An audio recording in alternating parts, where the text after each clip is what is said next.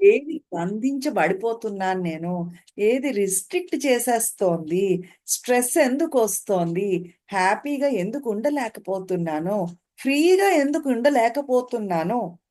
ముక్తి మోక్షము అంటే ఎప్పుడో చనిపోయాక, జీవితం అంతమైపోయాక పైకెళ్ళి ఎక్కడో రెస్ట్ తీసుకునేది మోక్షం అవుతుందా?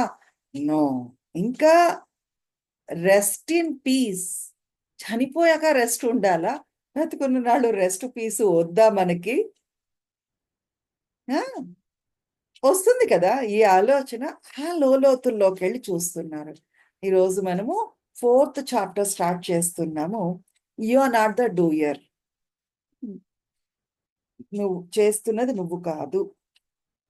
హ్మ్.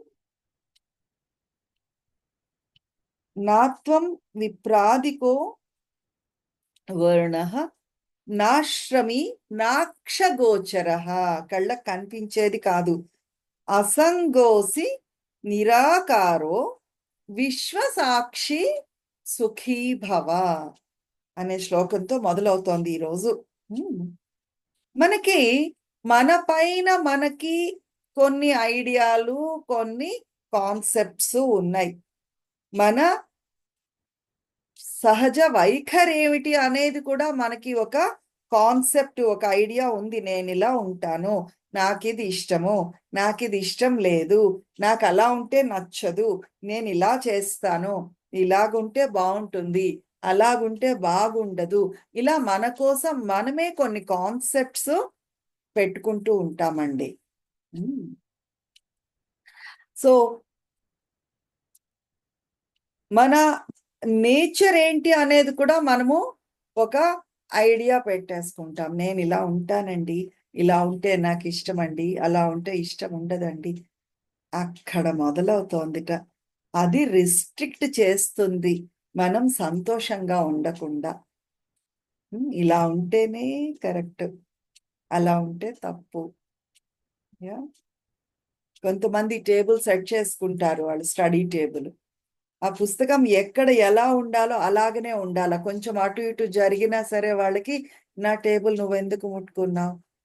ఎందుకు మన అమ్మలకి కూడా అలవాటే. కిచెన్‌లో ఏ స్పూన్ దేనికి వాడాలో దానికే వాడాలి. ఏ గిన్నె దేనికి వాడాలి. ఈ గిన్నె తీసి అక్కడ పెట్టినా, ఆ వస్తువు ఇక్కడ పెట్టినా ఇంట్లో అయిపోతూ ఉంటుంది రౌండ్. నాకలా ఉంటేనే ఇష్టము. హ్మ్. ఎప్పుడైనా ఆలోచించారా? నీ మనసులో ఏదో ఒక ఆలోచన వస్తుంది. కొంతమంది శబ్దము ఇష్టం ఉండదు. ప్రశాంతంగా ఉంటే ఇష్టమండి. మౌనంగా ఉంటే ఇష్టమండి. శబ్దాలు నచ్చవండి అనుకుంటారు.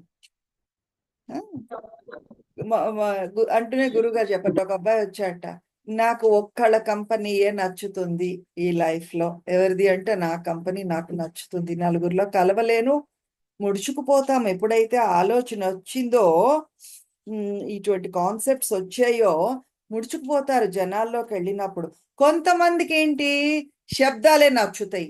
లేవగానే రేడియో పెట్టేస్తారు, టీవీ పెట్టేస్తారు. వాగుతూనే ఉంటుంది. వాళ్ళు చూస్తారో, వింటారో, చూడరో, వినరో అవన్నీ పక్కన పెట్టండి. ఆ సౌండ్ ఉండాలి పక్కని. లేకపోతే నాకు నచ్చదండి. లేకపోతే నాకు విసుగండి. కొంతమంది సౌండ్ కావాలనుకుంటారు. కొంతమంది సౌండ్ వద్దనుకుంటారు. ఇంకా రకరకాల చేష్టలు చేస్తూ ఉంటాము. నాకు పాలిష్టమండి. నాకు పాలిష్టం ఉండవండి. అస్సలు నచ్చదు పాలు. ఎందుకలా జరుగుంటుంది? ఎప్పుడో చిన్న పిల్లలప్పుడు అనారోగ్యం చేస్తే అమ్మ పాలు పెట్టుండొచ్చును గాక. ఆ అనారోగ్యాన్ని, ఆ పాలు తాగడాన్ని కనెక్ట్ చేసేసుకుంటే కొంతమంది ఒక్కసారి ఆ పాలు అనేసరికి ఆ సిక్‌నెస్ గుర్తొస్తుంది. ఉదాహరణకి మన వాళ్ళకి బాగా అలవాటు. బ్రెడ్ తింటారా? అంటే బ్రెడ్డా? జ్వరం వచ్చినప్పుడు తింటారండి. జ్వరాన్ని, బ్రెడ్‌ని కనెక్ట్ చేసుకుంటాం. ఎందుకు అంటే చిన్నప్పుడు ఎప్పుడో అది జరిగింది మనకి. అందుకు బ్రెడ్ ఎవరు తింటారు? జ్వరం వస్తే తింటారండి బ్రెడ్డు అంటూ ఉంటారు. ఐడియా ఉందా మీకిది? ఎందుకు మనకి కొన్ని నచ్చవు? ఉంటాయి. కొన్ని నచ్చుతాయి, కొన్ని నచ్చవు. ఆ ప్రిఫరెన్స్ ఉండకూడదు అని కాదు. ఉండొచ్చు. నాకిది నచ్చుతుంది. స్పైసీగా నాకు పెసరట్టు ఉప్మా ఇష్టమండి. ఒక హోటల్‌కెళ్లారు ఫ్రెండ్స్ అందరూ అనుకోండి. అందరూ ఒకేలాగా ఇడ్లీయే ఆర్డర్ చెయ్యాలి అని కాదు. ఎవరికి నచ్చింది వాళ్ళు ఆర్డర్ చేస్తారు. ఉండకూడదు అని కాదు. కానీ ఈ ప్రిఫరెన్సెస్ చాయిస్ ఏదైతే ఉందో నాకిది కావాలి, నాకది కావాలి, నాకిలా ఉంటే బావుంటుంది, అలా ఉంటే బావుంటుంది. ఆ చాయిస్‌లు స్ట్రాంగ్ అయిపోయాయనుకోండి, మనలో గట్టిగా ముద్రలు పడిపోయాయనుకోండి, ఈ కణ కణాన్ని నిండిపోయాయనుకోండి, అక్కడ ఆ బంధము అనేది మొదలవుతుంది. అక్కడ ప్రాబ్లమ్ అనేది మొదలయ్యేది అక్కడ. పొరపాటుని హోటల్‌కి వెళ్లారు. మీకు నచ్చిన పెసరట్టు ఉప్మా అక్కడ లేదు అనుకుందాము. అయిపోయారన్నమాట. ఆకలితో అయినా ఉంటారు కానీ, ఆ పెసరట్టు ఉప్మా తినకుండా వేరే ఏదో దొరికిందిలే పోనీ సర్దుకుందాము అనేది ఉండదు. తిండి తినరు. అక్కడితో అయిపోతుందా? ఆ ఆకలికి ఫైర్. ఇంక చుట్టుపక్కల వాళ్ళందరి మీద ఆ నీరసము, విసుగు, చిరాకు కొంతమందిని చూస్తూ ఉంటారా? సరదాగా ట్రిప్‌కి వెళ్ళిన వాళ్ళు కూడా నాకు కావాల్సినట్లు ఫుడ్ లేదు అని ట్రిప్పులు మానేసుకున్న వాళ్ళు గూడా ఉంటారు. వెకేషన్, హాలిడేసు వేరు వేరు టూరిజం అది మానేసుకున్న వాళ్ళు కూడా ఉంటారు. తిండి పడదండి నాకు. నార్త్ వెళ్లరు. చపాతీలే ఉంటాయండి అక్కడ. సరి అయిన రైస్ దొరకదండి. రాదర్ అటునుంచి ఇటు. హ్మ్. అవునా కాదా? ఎంజాయ్ చేయడం కూడా మానేసుకుంటారు. ఆ ప్రిఫరెన్సెస్ గట్టిగా మనలో ముద్రించుకుపోతే నాకిలాగనే ఉండాలి. కణాన్ని నింపేసుకుంటారు. అలాంటప్పుడు ఏమవుతుంది? అక్కడ మొదలవుతాయి ఈ సమస్యలన్నీ కూడా ఎంజాయ్‌మెంట్, అన్‌హ్యాపీ అయిపోతూ ఉంటారు. ఆహ్, శబ్దం ఉండొచ్చు, శబ్దం లేకపోవచ్చు. ఒకవేళ మీకు క్వైయట్‌గా ఉండే ప్లేస్ ఇష్టము అనుకోండి. నలుగురు వచ్చి శబ్దం అవుతూ ఉంటే ఇంకా అరుపులు మొదలెట్టి ఇరిటేట్ అయిపోయి యూ డిజోన్ యోర్‌సెల్ఫ్. మీకు మీరే నచ్చకుండా అయిపోతారు. ఇరిటేట్ అయిపోతూ ఉంటారు. అవసరమా? అంత గట్టిగా మనం ఆ క్రేవింగ్స్, అవర్షన్స్ లేదు. ఆహారం ఇన్ ఎంత ఉప్పు వేస్తే ఇష్టమో అంతే వెయ్యాలి.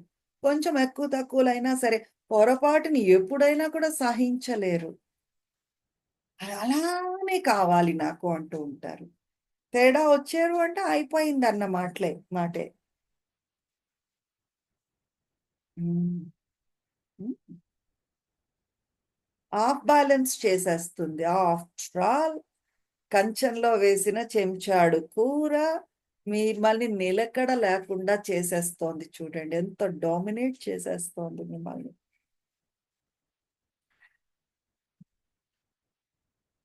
మీ మీ ఐడెంటిఫికేషన్స్ నేనిలా ఉంటానండి, నేనలా ఉంటానండి అనేది మీకు ఈ కష్టాలు కొని తెచ్చి పెడుతోందండి. ఇది నచ్చుతుంది, అది నచ్చదు. ఎందుకు? ఆ గతంలో ఉండే ఎక్స్‌పీరియన్సెస్‌తో పెరుగుతున్న వయస్సు పెరుగుతున్న కొద్దీ కూడా గతంలో ఎక్కడో, ఎప్పుడో ఏదో ఒక అనుభవం జరిగి ఉండొచ్చును గాక. లైక్ ఉదాహరణకి నా గురించి చెప్పాలి అంటే, ఎక్కడో అమ్మ వంకాయ తరుగుతున్నప్పుడు అందులో పురుగు కదులుతూ కనిపిచ్చింది చిన్నప్పుడు. సో, నేనెప్పుడు వంకాయ తినను అనేదాన్ననమాట. Aversion rather. ఇంట్లో వంకాయ కూర చేశారు అంటే పేచీనే నేను.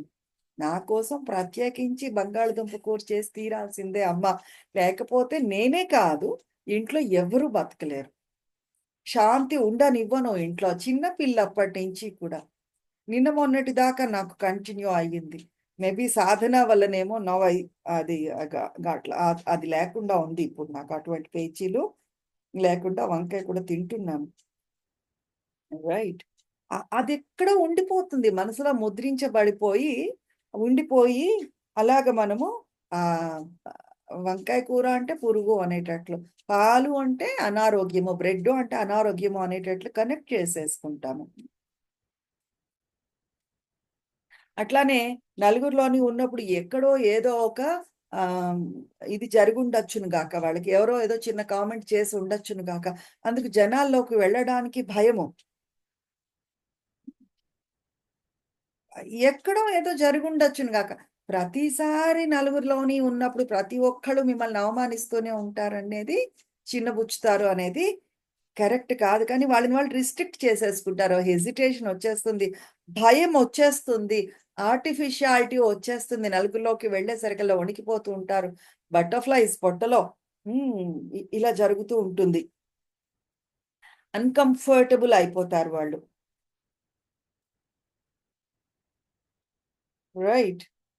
ఈ ఆ ఇంప్రెషన్స్ ఏవైతే మనలో ఉన్నాయో ఆహ్, లేదు ఐడెంటిఫికేషన్స్, ఐడియాస్ ఏవైతే ఉన్నాయో మన మీద మనకి అవి మనకి దుఃఖాన్ని కలుగజేస్తున్నాయి. నువ్వేంటి అనేది నీకే తెలీదు. హ్మ్. నీ ఇష్టాయిష్టాలేమి అనేది పట్టుకుని వేళ్లాడుతూ ఉంటే ఇబ్బంది మొదలవుతుంది. అంటూనే గురువుగారు చెప్తున్నారు. ఆర్ట్ ఆఫ్ లివింగ్ కోర్సెస్‌లో మీకు నచ్చని పనులు చాలా చాలా జరుగుతూ ఉంటాయండి. ఆ! బటన్స్ పుష్ చేయబడుతూనే ఉంటాయి. కొన్ని కొన్ని కోర్సెస్‌లో ఇవి ఉన్నాయి. ఏమి ఆహ్, ఆహ్, ఆహారం తేడాగా మీరు ఉప్పు, కారాలు లేకుండా పెట్టడాలు, ఇష్టం లేని ఇగో బర్స్టింగ్ చూడండి. హ్యాపీనెస్ ప్రోగ్రామ్ అందరూ చేసే ఉంటారు. మీకు గుర్తుంటే స్టేజ్ మీదకొచ్చి డాన్స్ చెయ్యి అంటారు 10 మందిలోనిను. పాట పాడు అంటారు. ఇలాంటివన్నీ కూడా ఇష్టం లేనివి జరుగుతూ ఉంటాయి ఆర్ట్ ఆఫ్ లివింగ్ కోర్సెస్‌లో. హ్మ్. నేనిది చెయ్యగలను. నేనిది చెయ్యలేను. హ్మ్. ఇలాంటివన్నీ కూడా కాన్సెప్ట్స్ ఉంటాయి చూసారు. ఇది పాజిబులు నాకు. నేనింతే చెయ్యగలను. నేనిది చెయ్యలేను. ఇవన్నీ కూడా తెలివైన వాళ్ళేం చేస్తారు, మీకు మీకోసం నువ్వు అటువంటి ఫిక్స్‌డ్ ఐడియాస్ పెట్టుకోకుండా ఉంటే, అక్కడ నేనే నీ గ్రోత్ అనేది మొదలవుతుందండి. మొట్టమొదటిగా వచ్చే ఐడెంటిఫికేషన్ ఏంటి అంటే, నేను ఒక స్త్రీ. లేదు నేను ఒక పురుషుడు. అక్కడ మొదలవుతుంది. లేడీస్ ఇలా ఉండకూడదండి. జెంట్స్ అలా చేయకూడదండి. ఆ రిస్ట్రిక్షన్ అనేది గమనించండి. మగవాళ్ళు ఏడుస్తారా ఎక్కడైనాను? ఆడవాళ్ళు నెత్తి మీద కుంటుందా ఏడుస్తున్న ఇవన్నీ ఏం చేస్తాయి? ఎమోషన్స్‌ని రిస్ట్రిక్ట్ చేసేసుకునేటట్లు కూడా మనకి జరుగుతూ ఉంటుంది బయట పడకుండా. క్లెన్జింగ్ అవ్వదు కూడా ఇటువంటప్పుడు.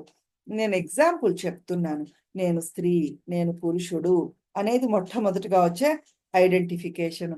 నిజం చెప్పాలి అంటే ఎన్ని కోట్ల జన్మలు ఎత్తుంటారో మీరు. ఈ జన్మలో స్త్రీయో, పురుషుడో అయ్యుండొచ్చు. గత జన్మలో మీరు వేరే రూపం, వేరే జెండర్ కావచ్చును గాక. అంతకుముందు ఎన్ని సార్లు స్త్రీగా పుట్టారో, ఎన్ని సార్లు పురుష జాతిలో పుట్టారో అనేది ఒక్కసారి గమనించండి. ఇంకా ఈ ఐడెంటిఫికేషన్‌తో ఏమవుతుంది? ఇలాగనే ఉండాలి అని రిస్ట్రిక్ట్ చేసేసుకుంటుంటాం. రెండోదేంటి అంటే, నాది చిన్న వయస్సు, లేదు నాది పెద్ద వయస్సు. ఈ వయసులో ఇలా ఉండాలి. ఆ వయసులో అలా ఉండాలి. చిన్న పిల్లల దగ్గరికెళ్ళి ధ్యానం చెయ్యండి అంటే, ఈ వయసులో అవసరమా? అంటూ ఉంటారు. అహా! అది కాదు. కాన్సెప్ట్ అది అది కాదు.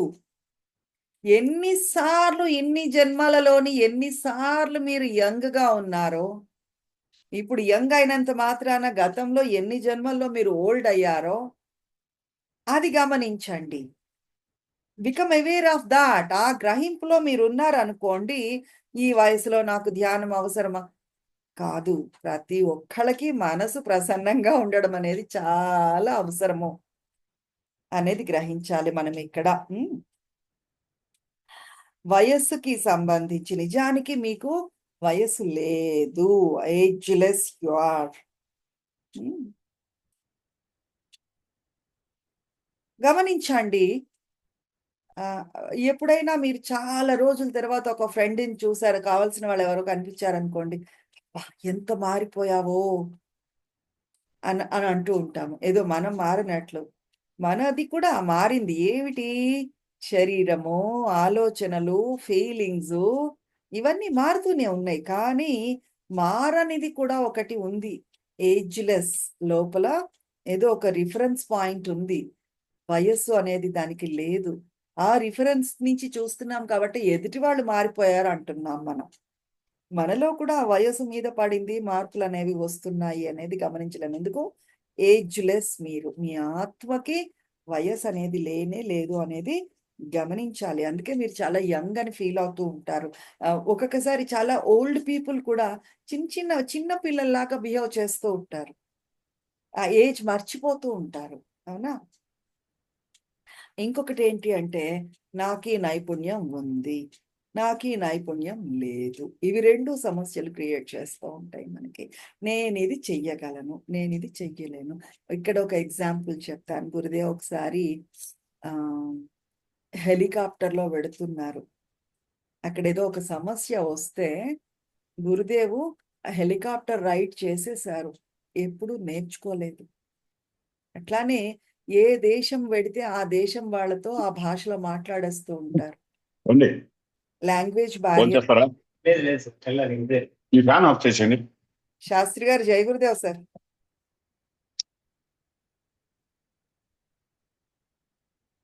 రైట్. ఒక ఎక్కడ ఉన్నా సరే ఆ స్కిల్స్ నాకివి ఉన్నాయి, నాకివి లేవు అని చెప్పుకోవడము హ్మ్. ఆహ్, ఆహ్, ఆహ్, మిమ్మల్ని మీరు రిస్ట్రిక్ట్ చేసేసుకుంటున్నారు అని. రైట్. ఒకవేళ ఇలా కూడా ఆలోచించుదాము. నాలో ఈ టాలెంట్ లేదు అని అనుకున్నామనుకోండి. ఏమవుతుంది? నాకది రాదు అనేసరికల్లా ఎఫర్ట్ పెడతారు. ఎంతో నేర్చుకోవడానికి మీరు ప్రయాసపడతారు. ఆ టాలెంట్ పెంచుకోవడానికి ప్రయాసపడతారు. ఎఫర్ట్ పెడతారు.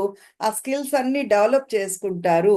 డెవలప్ చేసుకొని ఒక పని చేయడం మొదలుపెడితే ఖచ్చితంగా మీకంటే ఇంకొంచెం బాగా ఆ పని చేసేవాళ్ళు కనిపిచ్చారనుకోండి. అక్కడ అసూయ మొదలవుతుంది. నేనింత కష్టపడి జేశాను.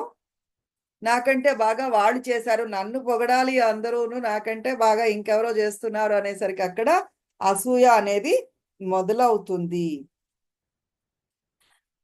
ఆర్టిస్టుల్లో ఇది చాలా ఎక్కువగా చూస్తూ ఉంటామండి. చాలా కష్టపడి ఫస్ట్ పొజిషన్‌కి వెడతారనుకోండి.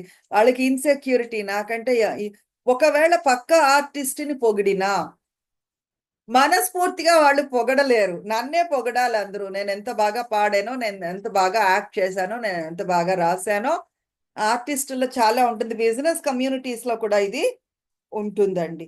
పక్క వాళ్ళ విజయాన్ని, సక్సెస్‌ని వాళ్ళు టాలరేట్ చెయ్యలేకపోతూ ఉంటారు. ఎప్పుడు?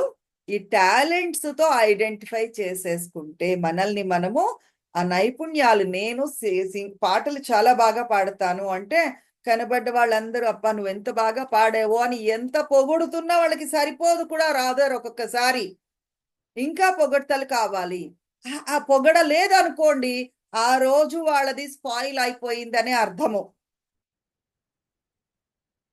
హ్మ్. ఒక విషయం మనం గమనించాలి. ఈ మనల్ని మనము ఆ నైపుణ్యాలతో సరిపోల్చుకుంటే, ఎక్కడి నుంచొచ్చింది ఆ నైపుణ్యము? మీరు కోరుకుంటే వచ్చేస్తుందా? ఆ సృష్టికర్త ఇచ్చాడు. మీలో ఆ నైపుణ్యం ఇచ్చాడు. నేను కాదు చేస్తున్నది అనే భావంతో ఉన్నారనుకోండి, అది రిస్ట్రిక్ట్ చేసేయదు. మీకు ఆ అన్‌హ్యాపీనెస్‌ని తీసుకొని రాదు. ఇంకొకటేంటి అంటే స్టేటస్, ప్రతిష్ఠ, పరువు, ప్రతిష్ఠ ఏమైపోతాయండి? ఇది కూడా మనకి బంధం. సమాజంలో నా ప్రతిష్ఠ ఏమవుతుంది? నా పరువు ఏమవుతుంది? నలుగురు ఏమనుకుంటారు? ముఖ్యంగా మన దేశంలో చాలా చాలా ఎక్కువగా ఉంటుంది. ఎవరేమనుకుంటారో? నేనిలా చెయ్యొచ్చా? ఆహ్, బ ఆహ్, ఆహ్, ఆహ్, అలా ఉండొచ్చా? ఇలా ఉండొచ్చా? ఈ ఇల్లు ఇలా కట్టుకోవచ్చా? ఆ ఇల్లు అలా కట్టుకోవచ్చా? నా కిచెన్‌లో మోడ్యులర్ కిచెన్ పెట్టుకోకపోతే నలుగురు ఏమనుకుంటారో? నా ఫ్రెండ్ అలా కట్టుకుందండి. నేను ఆ ఇంట్లో మోడ్యులర్ కిచెన్ పెట్టుకోకపోతే వాళ్ళేమనుకుంటారో? ఈ కంపారిజన్ ఒచ్చేస్తుంది. ఏమవుతుంది? ప్రతిష్ఠ కోసం పక్క వాళ్ళతో కంపేర్ చేసుకోవడం మొదలుపెడుతూ ఉంటాము. ఎవరేమనుకుంటారో? అక్కడ మొదలవుతుంది. మళ్ళీ సమస్య. ప్రతి ఒక్కళ్ళకి ఇదే పనా అండి? మీరేం చేస్తున్నారో సమాజంలో వాళ్ళు రికార్డ్ రాస్తూ ఉంటారు. అప్పుడలా చేసావు. 1986 డిసెంబర్ 2వ తారీఖు నువ్వు ఈ పని చేశావు. ఆహ్, బ పరువు తీసేసావు. ఈ రికార్డ్ అందరూ మెయింటైన్ చేయడం ఒకటే పనా? ప్రతి ఒక్కళ్ళకి మీ చుట్టూ ఉండే వాళ్ళకి మీరెప్పుడేం చేశారో చూడడమే పనా? ఇంకో పని లేదా? హ్మ్. ఈ వీటి కోసం మీరు పట్టించుకోకుండా ఉండాలి అండి. అయితే ఇంకొక రకమైన మనుషులు కూడా ఉంటారు. ఎవడే అనుకుంటే నాకేమి అని కేర్లెస్ గా వెళ్ళే వాళ్ళు కూడా ఉంటారు. వాళ్ళు కూడా ఎవరు ఎలా అనుకున్నా పర్వాలేదు, నాకు తోచినట్టు నేను ఉంటాను అని అనుకునే వాళ్ళకు కూడా శాంతి ఉండదు.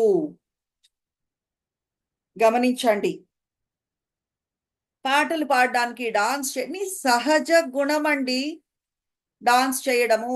చిన్న పాపాయిని చూడండి, రాగాలు తీసేస్తూ ఉంటాడు మాటలు రాకముందే, డాన్స్ చేసేస్తూ ఉంటాడు. అవునా?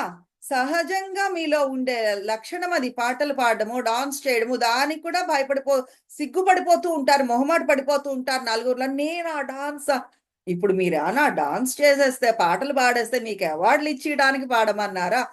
ఫ్రీగా ఉండాలి. ఇక్కడ చెప్తున్నది ఏమి గురుదేవులు, ఫ్రీగా ఉండండి, బంధించేసుకుని ఉండాల్సిన అవసరం లేదు.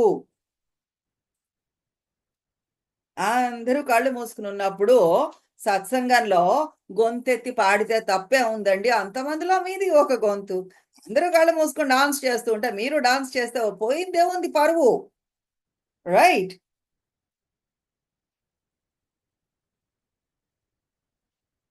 అలాగని రోడ్డు మీదకి వెళ్ళిపోయి మీరు పాటలు పాడుకుంటూ గెంతుకుంటూ వెళ్ళిపోమని చెప్పడం కాదు ఇక్కడ. సమాజం, సొసైటల్ నార్మ్స్ ఏవైతే ఉన్నాయో, కట్టుబాట్లు ఏవైతే ఉన్నాయో అవి పాటించండి. కానీ అది మిమ్మల్ని బంధంలో చిక్కుకుపోయేలాగా చేయకూడదు, రిస్ట్రిక్ట్ చేసికూడదు, మీ జీవితాన్ని, ప్రాణశక్తిని హరించెయ్యకూడదు.